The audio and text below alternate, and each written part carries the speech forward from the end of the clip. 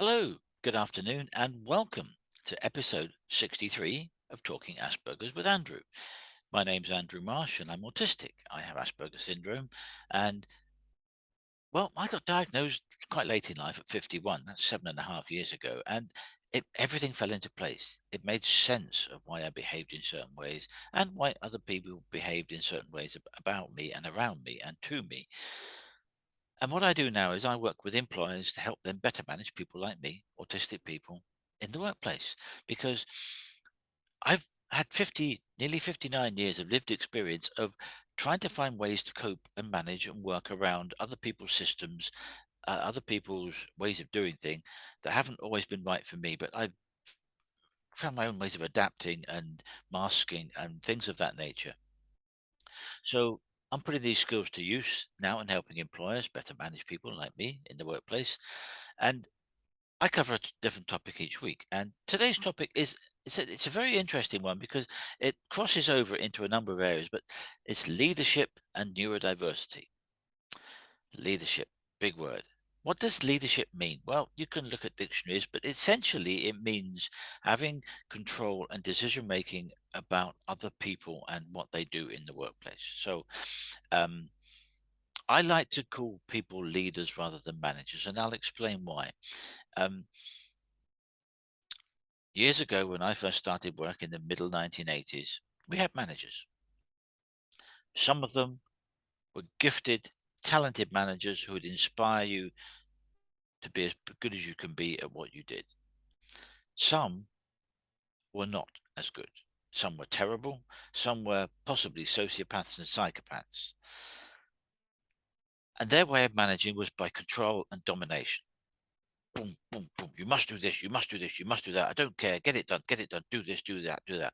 Left no scope for imagination and flair for the individual concerned. And indeed, it actually demoralized them to the point of being so stressed out they were off work due to stress, and all the various possibilities of stress, how that manifests itself within the body. And they would have time off, an extended time off. That would create problems for the other workers because they'd have greater workload each. And what you were actually doing was you were having managers who were destroying the teams that they had working for them. That was back in the 80s and 90s. And I want to say to you, if I was to say to you, when did the 80s start? It shouldn't surprise you, but it might, to know that the 1980s started just over 22 years. I've just fallen into the trap. 42 years ago. That's when the 1980s started, just over 42 years ago. And if we think we should be managing people in our teams and getting the best from them in the ways that we did in the 1980s, or even the 1970s, or even the 1990s, then I think we need a wake up call, because we have to do better than that dictatorial approach where the manager was king, no one got a say, no one got the opportunity to express their opinion, and everyone was absolutely scared stiff of their manager. I've worked for people like that. So it comes to the word leadership. What does leadership mean? Well, to me, if we just go back just a titch, those kind of managers that I just talked about, they're the ones that are going to be clock watching you, almost effectively with a stopwatch and a clipboard. You're 2 minutes late coming back from lunch, or you're 1 minute late coming into work. I'm going to write you up. I'm going to discipline you. I'm going to pull you up in front of HR. I'm sure you know people like that who are control freaks. They absolutely have to have control, and they micromanage every facet of your working day. Draw a line under that for a moment, and I want to talk about leadership, because in my view, leadership in the 21st century, and we are in the third decade of the 21st century, let that one sink in for just a minute. We are in the third decade of the 21st century. Come on, we can do better than we did before. We have to do better than we did before. So leadership to me is about supporting each and every member of your team in the way that makes them their most efficient and effective that they can be at their work. And that might mean, if you've got a team of 10 people, you might need to manage them in 10 different ways. And that's your job. Your job isn't to browbeat them down, get your clipboard out, write them up for this, that, and the other. Your job as a leader is to inspire your teams to be as effective and efficient as they can be so that they produce great work. Their numbers are fantastic.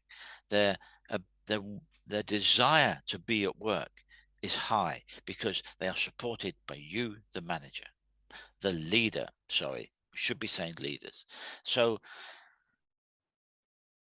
yes, if you've got 10 people, you might need to manage them all in 10 different ways. Find out Andrew needs to be managed in this way to get the best out of him.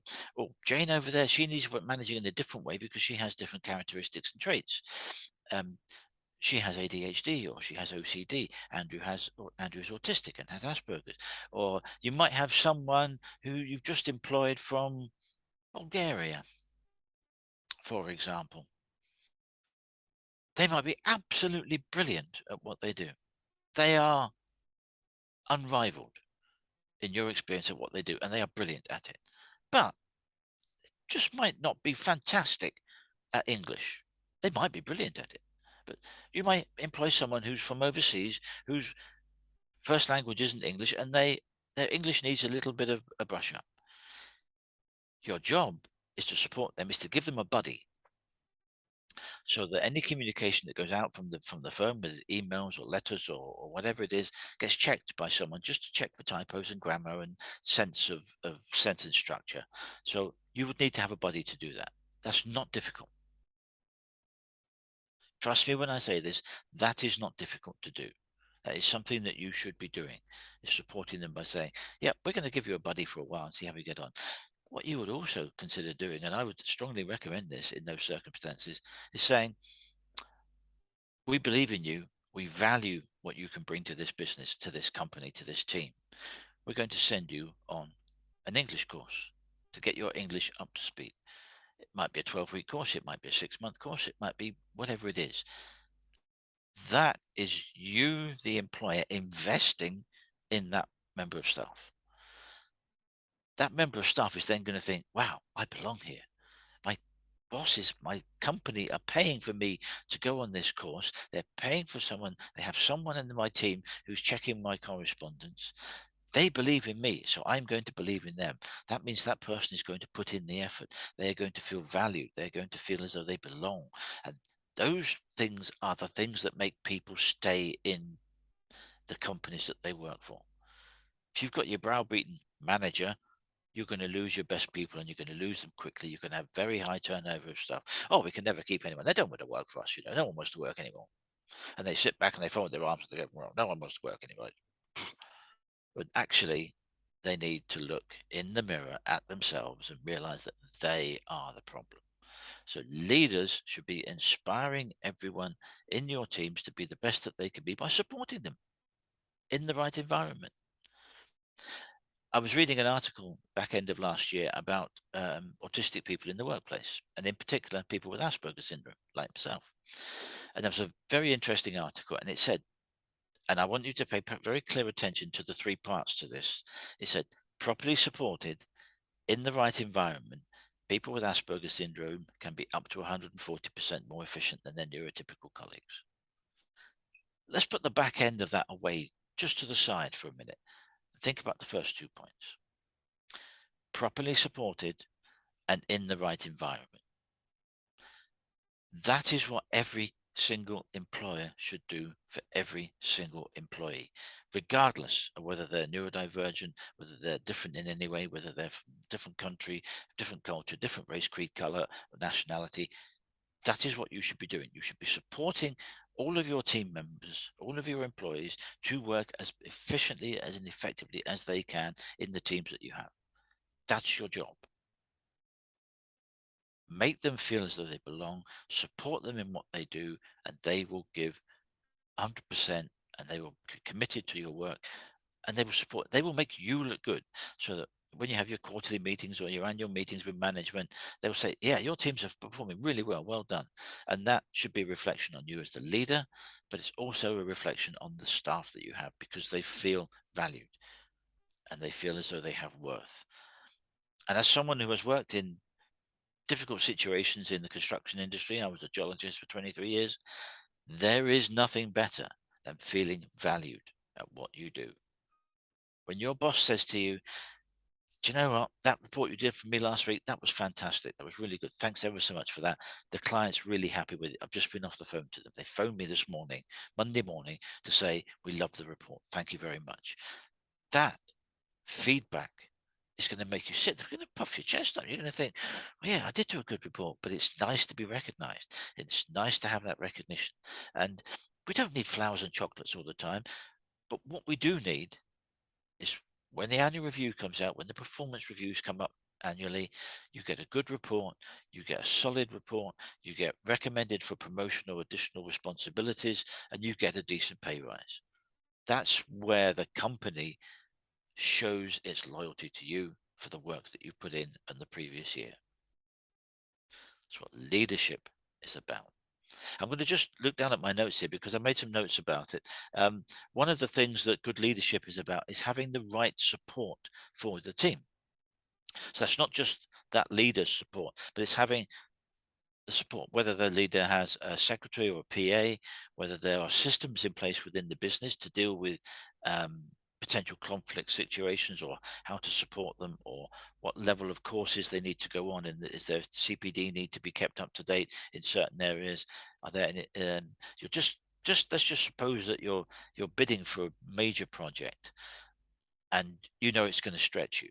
Well, maybe there's a need to send 1 or 2 or 3 of your members of staff onto a course, maybe a refresher course. Maybe it's a course that takes them beyond their current level of experience and expertise. Again, that is preparing your business for the bigger projects that are coming up, the more prestigious projects.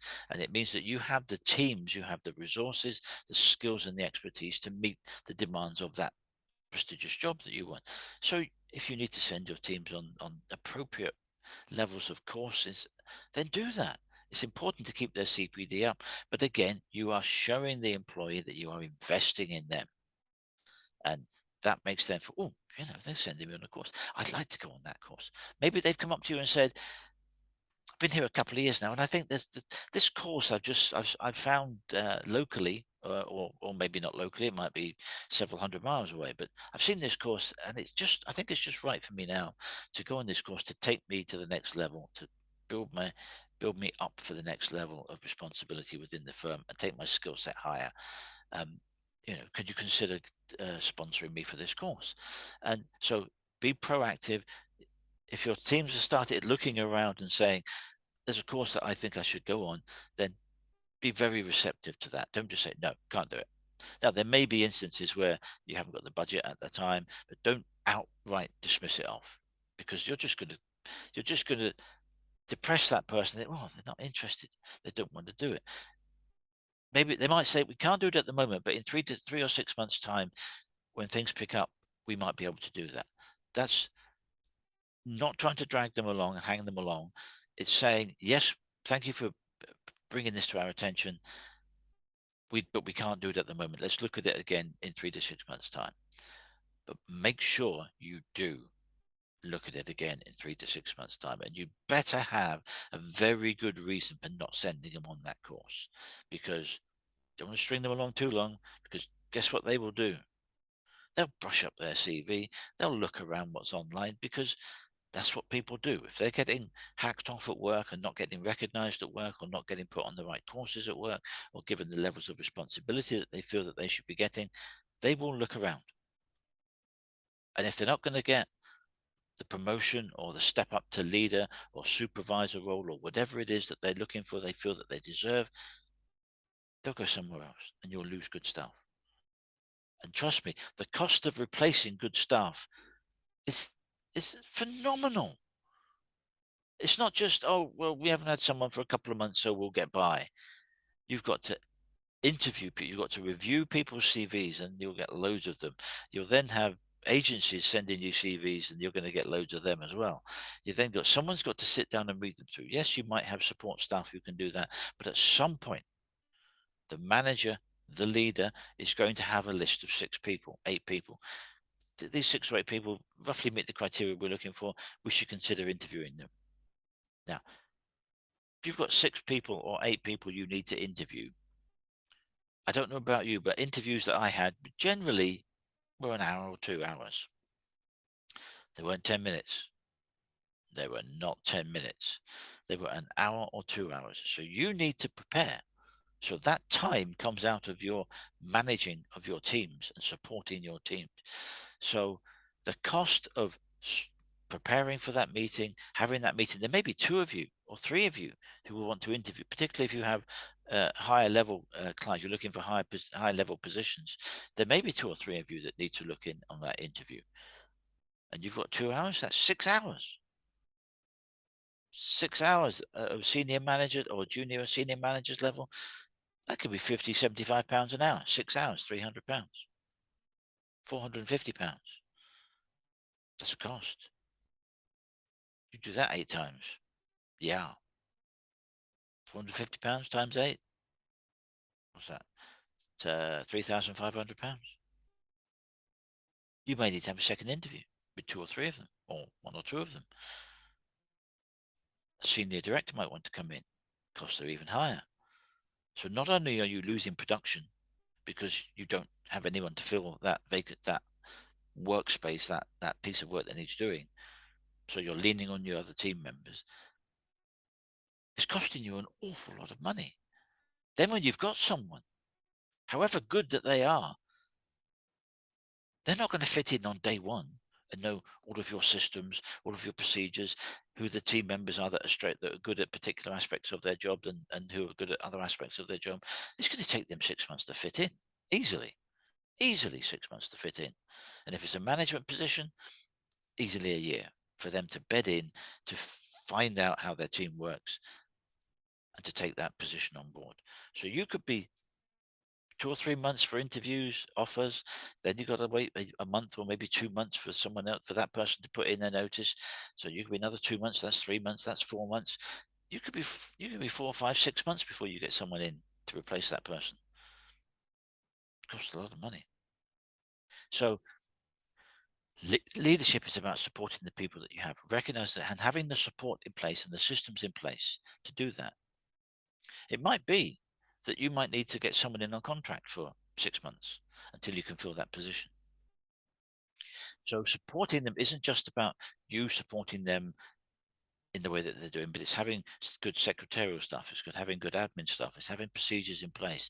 It's maybe having a PA who takes an active role in keeping the wheels turning efficiently behind the scenes in the background, so that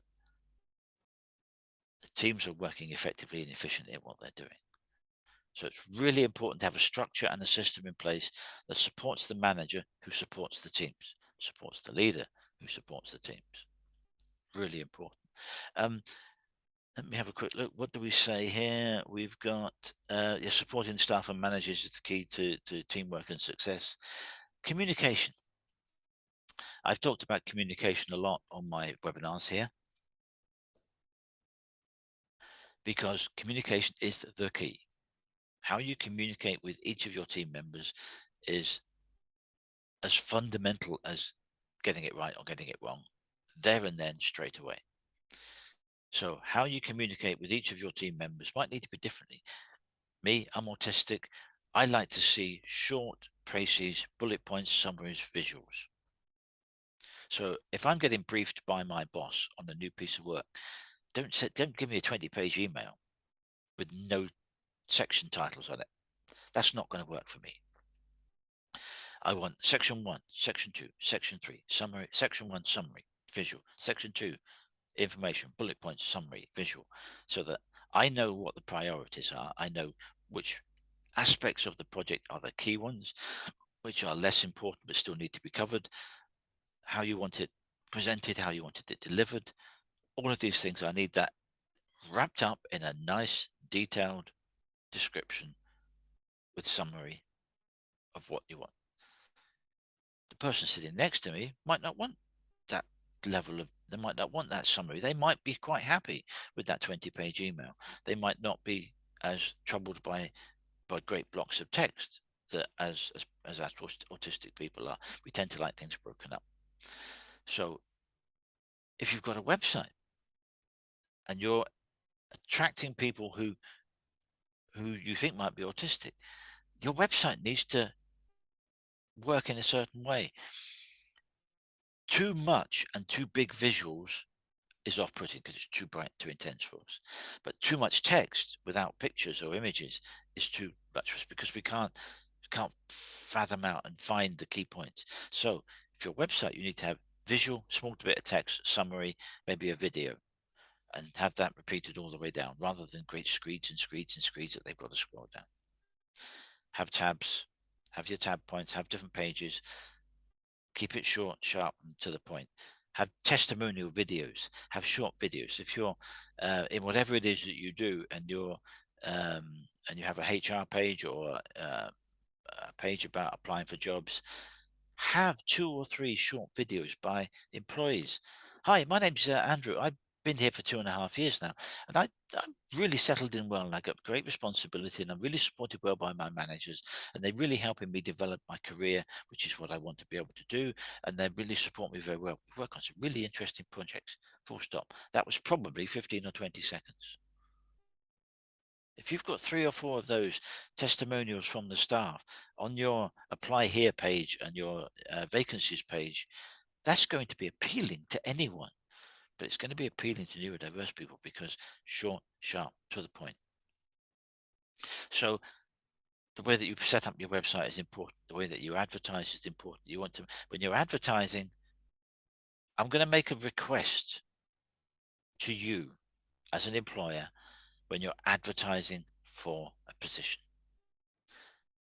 Of all the things that you put on your job description and what your candidate requirements are, I want you to put one piece of information above all else: the pay, the salary or the hourly rate, the benefits that come with it, how much holiday, how much PTO do they allow, is there a company car, what pension is provided.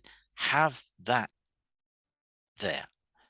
Do not just send out an advert without any pay on it, because you might find the ideal candidate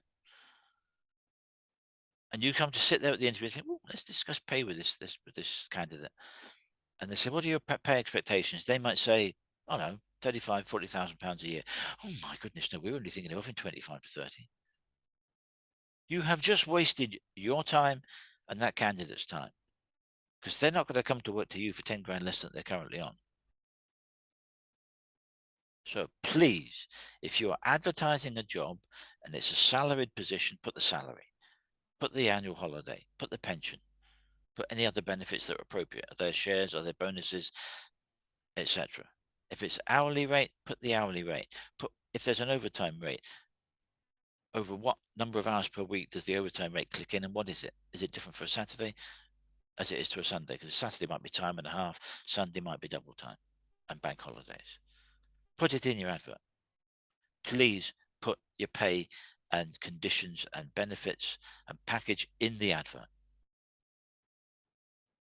As a request from me to you, the employer, please put all those details in your advert, as well as the candidate you're looking for, the qualifications and experience that they have, and their job responsibilities. Please put a section in there about pay and benefits. You will be saving an awful lot of wasted time, yours as well as potential candidates. So what else have we got? Mentoring. Mentoring. This is a good one.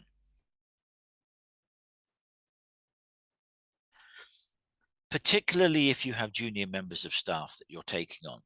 Maybe they're new, maybe they're fresh out of college, maybe they're fresh out of school leaver. A very fine idea is to have a mentor. Now, that mentor might be the manager, or more likely it's going to be one of the senior members of the team, one of the experienced members of the team who's been there 5 years, 10 years, and knows the ropes, knows the system, knows which forms to use, knows what the QA forms are, knows what the health and safety forms are, knows how to set out the proposal, knows how to understand what is being asked of them, because they've worked for this manager for a number of years. They understand their nuances, they understand how they want it done, they understand the company way of doing it. Mentoring is really important for younger and less experienced members of staff that you're employing, because again, it's back to investing in those team members, investing in the people, so that they feel as though, oh, they're actually giving me a mentor, so that I've got someone who's not my leader, my manager, my leader, but someone below that level who I can buddy up with and learn the ropes from. That's a really good way of endearing yourself and your team to that new employee, and it helps them. It takes the stress away from, my God, I don't really want to ask my manager this. I'm going to look stupid. Or he told me this last week when I've forgotten what he meant about point 3 of the thing that he told me about, and I didn't make notes sufficiently well enough. That's where your mentor say, yeah, go and have a chat with your mentor. Can we just talk about this for a little while, half an hour? Yeah, sure. We'll go and grab a cup of tea and we'll sit down and we'll talk through it. That's mentoring is another way of supporting the people that you have coming in, particularly younger or junior members of staff. So it's really important to have a system in place that supports them all the way through their process. If you're employing a manager, sorry, back to leader. If you're employing a leader, then the situation is slightly different, but it's very much the same. I know I've just contradicted myself, but you have to have things in place. They have to know how they fit in the overall scheme of things. They have to know you may be heavily driven by KPIs. Your work, nature of your business might be very much driven by KPIs because you've got things you can measure. If you're a manufacturer and you produce something, then the number of items you produce per week is going to be one of your KPIs. You know, you want to get a minimum number, you want to get an optimum number, and if you have a really good week, you want to get a higher number than optimum. But there's going to be a number that you need per week to make it economically viable. Anything above that is good, and anything above that again is fantastic. So there are some uh, businesses that are naturally attuned to having KPIs because there are just things that work for them, and the way they do what they do.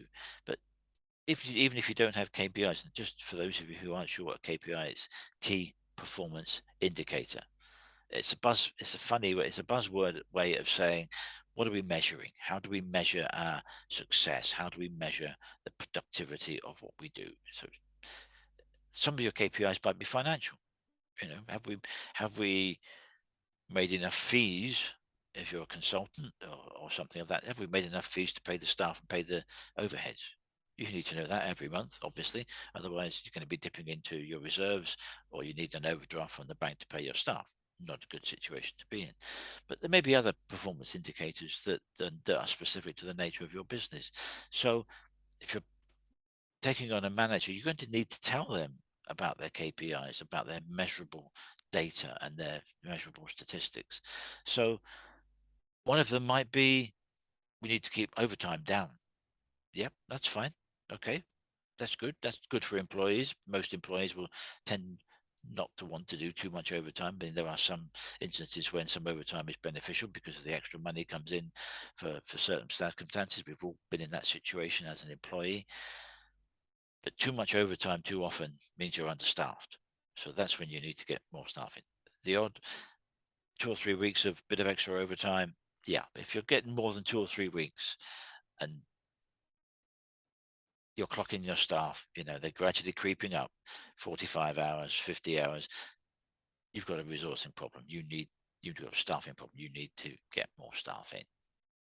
So overtime could be one indicator, fees could be another indicator, number of units that you produce could be another indicator. So there's various ways of doing it. But if you're employing a manager, you need to explain to them how those work, how the metrics work, so that they can understand what the nature of what they're doing is and how they can support their team and see where the numbers are coming from and where it all fits within the overall scheme of things of the business. So it's important to know those things if you're employing someone who's a more senior manager coming into the business.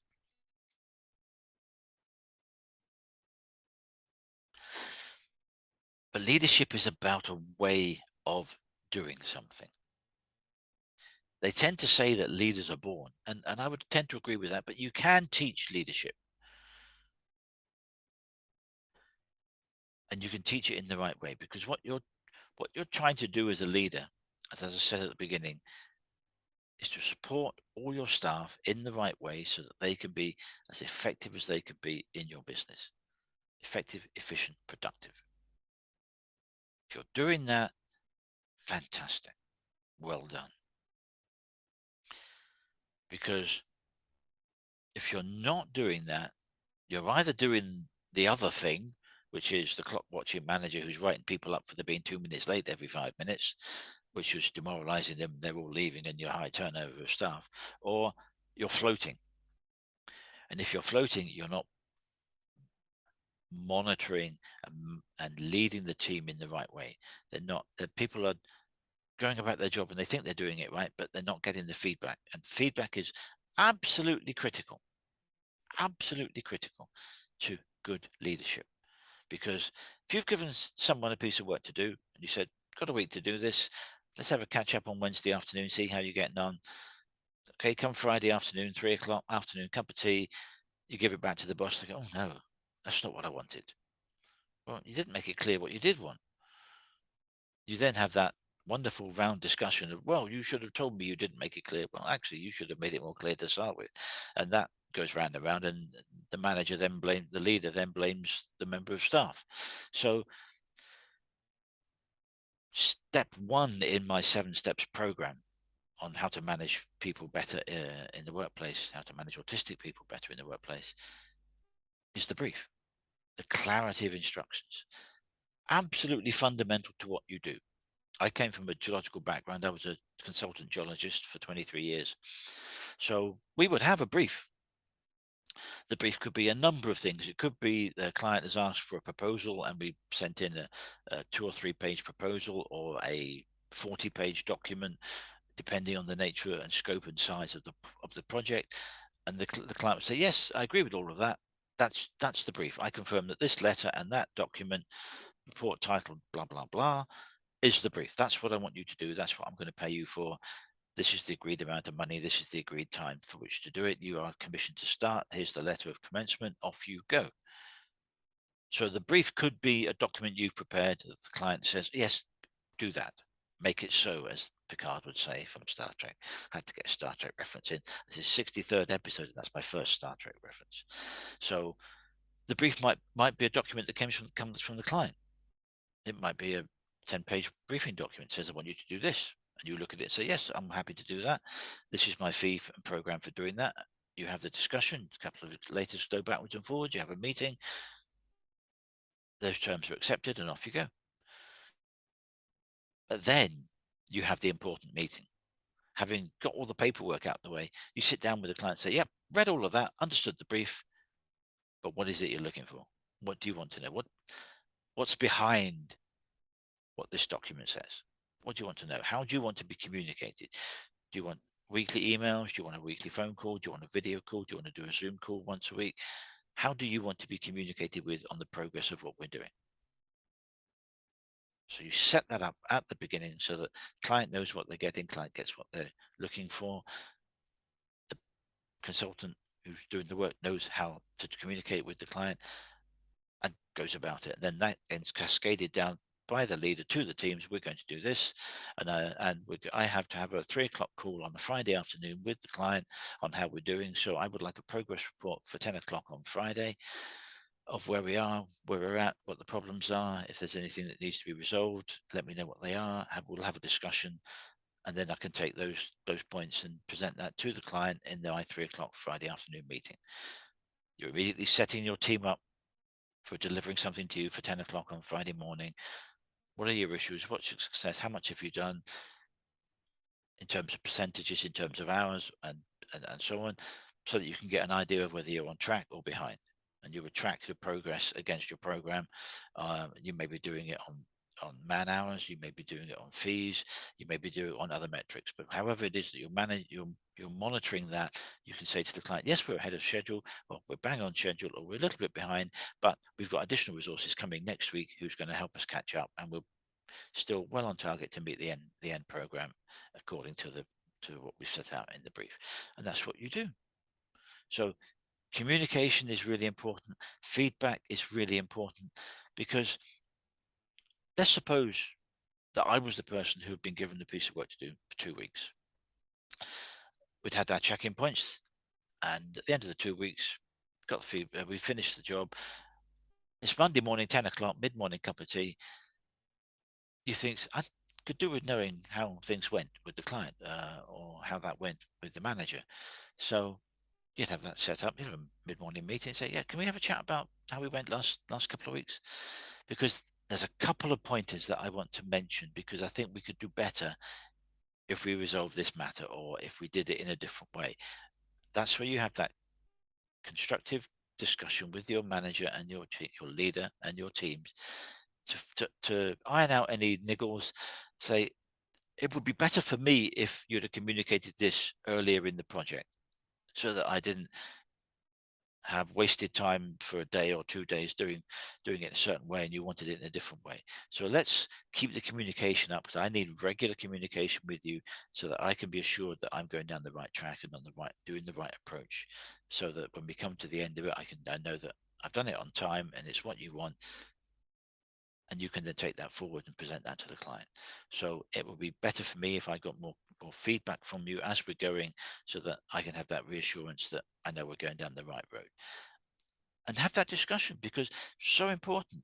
You might, if it's a situation where you're doing very similar work to what you did last week, last month, last year, because that might be the nature of your business, it's very much similar tasks, then you may be identifying patterns, and one or two of those patterns might become longer term issues, and you might have resolved it. You might have thought, well, actually, if we look at this in this way, we could resolve that problem that we get perennially every 3 or 4 times we do this particular piece of work. I think we can fix it by doing this. And that's where the feedback is important, because you can say to your leader, I think I've got a solution to this problem that we keep getting every now and then, 2 or 3 times a year. And you have the discussion, and if you can resolve it, you resolve it. But you need to have that feedback. You need to have it honest, two-way feedback with your boss, with your leader, so that they can say, yes, I really appreciated how you did well with this. I think you got a bit bogged down in the middle of the week on this particular aspect, so let's have a chat about that. So feedback is a two-way street. It's not just the leader going, yeah, that went well, that didn't go so well, and that was dreadful. Because that thing that was dreadful might be because they had not communicated with you clearly what they wanted. So without putting the whose fault was it, let's see how we can fix it. The learning from that experience was, need to communicate with me better on this particular aspect of the work. So that's what leadership is about. It's about ironing out those problems and having honest conversations with your teams. Because if you are allowing your teams to contribute to the management and the nature of the business that you're doing, what you will be doing, you're giving them scope to use their skills and to express their opinion. And it's really important that the team members get the opportunity to do that, because they might come up with this way of solving something that's been long standing. They might have ideas for doing things better. And if you're always shutting them out and saying, no, we don't need to worry about what they're saying, they're only the team members, that dismissing them like that in such an offhanded way, you're not going to what's the word I'm looking for? You're not going to make them feel good about what you're doing. There's a word, but I've forgotten it. So give your teams the opportunity to speak and give their opinion on what you're doing. Like I said, if they're neurodivergent, or they maybe come from a different background, they may have the problem solved. They may have solved it over in Bulgaria last year. Yeah, we've had that problem. We fixed it like this. Why wouldn't you want that person being able to contribute at a meeting? Yeah, this is how we fix that. Great, thank you. Would you mind sharing it with us? Boom, problem solved. Happy employee, happy business, happy team. Company does well. So don't take away that communication having with your teams about how things have gone, how things developed, how things are run, because They might have the solution to your problems. They might have ideas that can be innovative for moving the business forward. And neurotypical people, they could have some amazing ideas on how to do something better, how to do something differently. So give them the opportunity to express their opinion, because if you're shutting them out, you're just creating a false ceiling that they're never going to get through. And that will very quickly demoralize your teams, very quickly put them off. You want to say to them, how can we do this better? How can we support you better so that we can all do better? And are there things that you think that we could be doing that we aren't doing that we should be doing?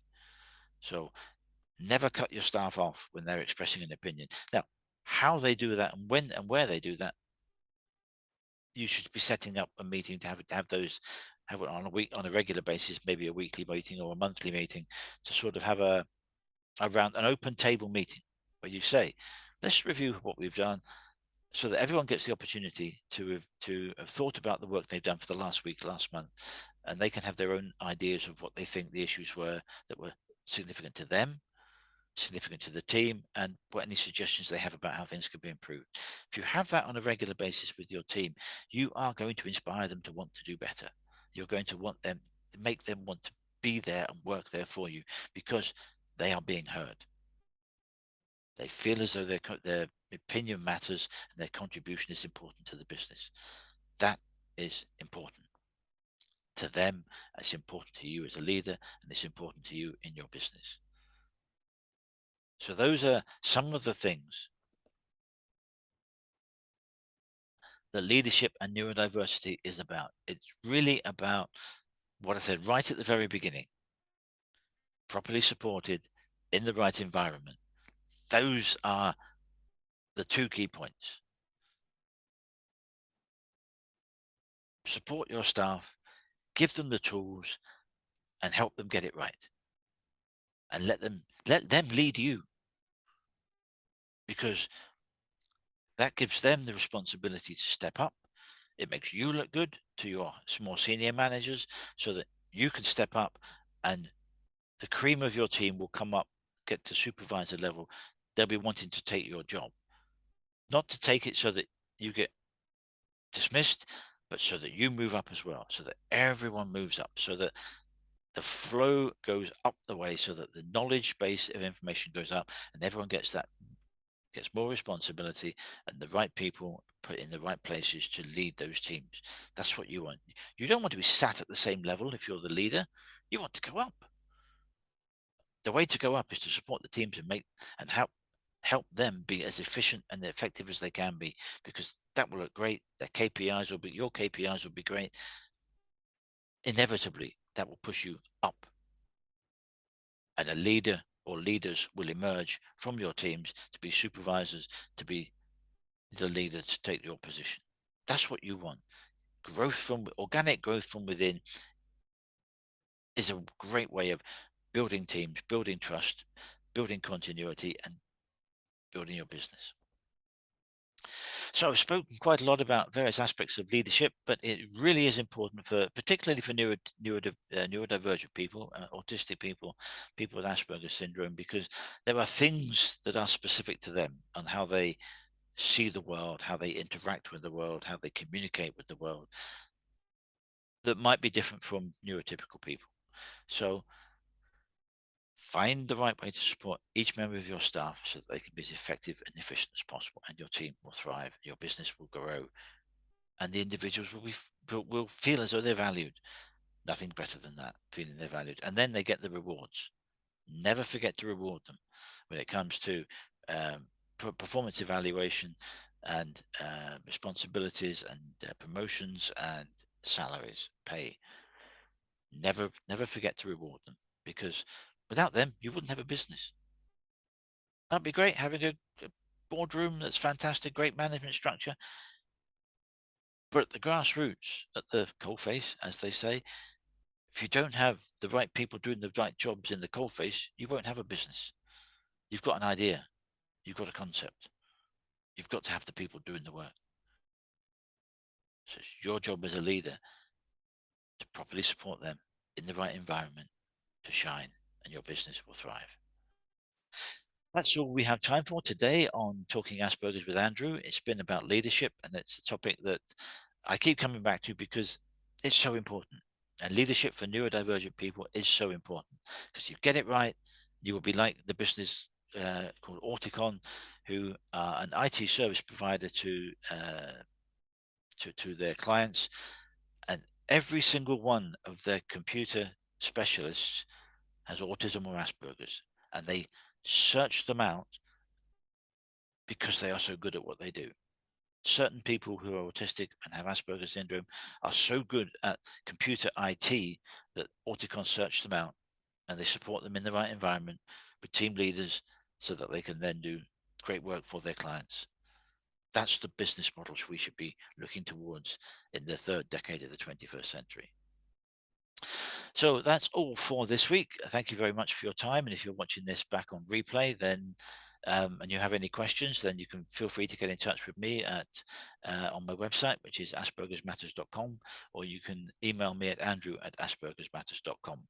So until next week, I look forward to seeing you then, and keep a lookout on Friday afternoon for what next week's topic will be.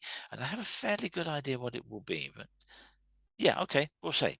Next week, we're looking at self-advocacy and what you as an autistic person, as a person with Asperger's syndrome, can do to help yourself in the workplace. See you next week. Take care. Goodbye.